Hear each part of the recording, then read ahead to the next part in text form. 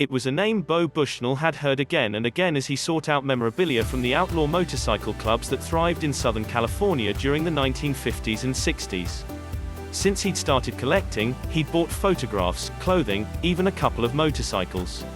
But the bikers he talked to often told him he should try to find out what had happened to Mother Ruthe's scrapbooks. She had lived in Puente, located conveniently halfway between biker clubhouses in Venice and San Bernardino, and acted as sort of a den mother to riders who stopped at her house. She fed them, patched up their wounds, let them crash for the night. And she photographed them and collected news clippings about them. The problem was, she had died, and no one Bushnell had talked to knew her full name. In the beginning, back in 2013, Bushnell hadn't even been interested in motorcycles. He wasn't looking to collect photos of outlaw biker gangs. And he certainly wasn't looking for trouble. Bushnell was working for punk memorabilia collector Bryan Ray Turcotte, who had hired him to work on Turcotte's Art of Punk documentary series for LA's Museum of Contemporary Art and to help him build his collection.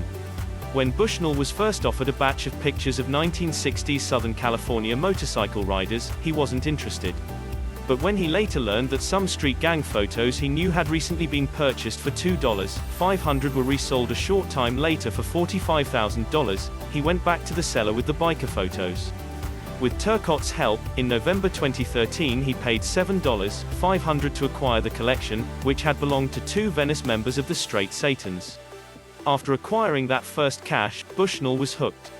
He began tracking down former members of the various clubs, befriending them, asking them to tell their stories and offering to buy their memorabilia from years past. Turcotte was impressed with his determination. He was obsessed in a hyperfocused way, like, one glimmer of light and he's down the rabbit hole, the punk collector said. The dude just doesn't care. But Turcotte also worried. The biker gangs Bushnell was dealing with didn't shy away from violence, and Turcotte recalls telling his friend, "I don't know how you do this without pissing people off." Bushnell was unmoved. It was the bikers and their stories that Bushnell loved, and he spent enormous energy tracking them down. Early on, he met a man named Droopy, who was dying of cancer but agreed to talk to Bushnell about the old days, eventually bringing out pictures from his time as a straight Satan. Later, he agreed to sell Bushnell his patches, which bear the club insignia and logos. Fledgling members must earn their patches, and they are never to be given away or sold under threat of serious reprisal from the club.